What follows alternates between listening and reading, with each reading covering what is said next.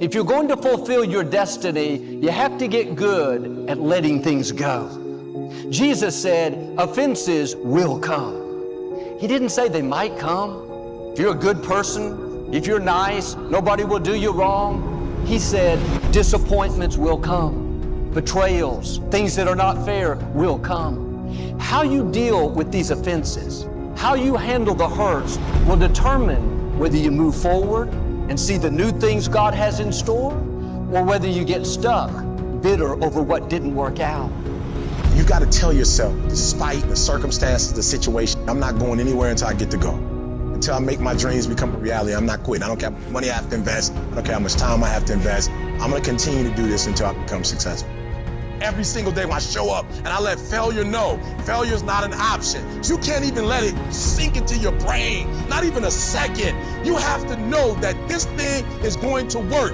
Come hell or high water, whatever it is that I set out to do, it may not happen in 6 months, it may not happen in a year, it may not happen in 2 years, but at some point, my dream is going to become a reality.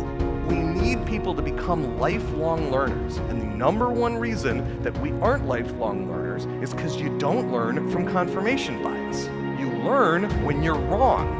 Failure is the only meaningful mechanism for improvement. And yet it's the thing we avoid. It's the ultimate no-no. So if you want your team to be obsessed with learning, which I believe is the only way to be obsessed with winning, then they need to find failure to be something they can say with active pride.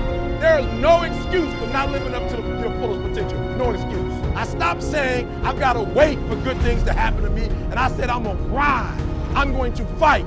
I'm going to work. I'm going to press toward. I'm going to learn. I'm going to do everything in my power. Every single day, I'm going to do everything in my power to become a victor and not a victim. Thomas Edison conducted 1,000 failed experiments. Did you know that? I didn't know that. Because the 1,001st was the light bulb. Fall forward. Sometimes it's the best way to figure out where you're going. Never be discouraged. Never hold back. Give everything you've got. And when you fall throughout life, remember this. Fall forward. Some of the most successful people in the world are the ones who've had the most failures. J.K. Rowling, who wrote Harry Potter. Her first Harry Potter book was rejected 12 times before it was finally published. Michael Jordan was cut from his high school basketball team.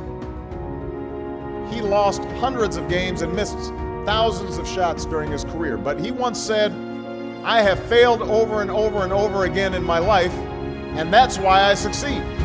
These people succeeded because they understood that you can't let your failures define you. You have to let your failures teach you. You have to let them show you what to do differently the next time.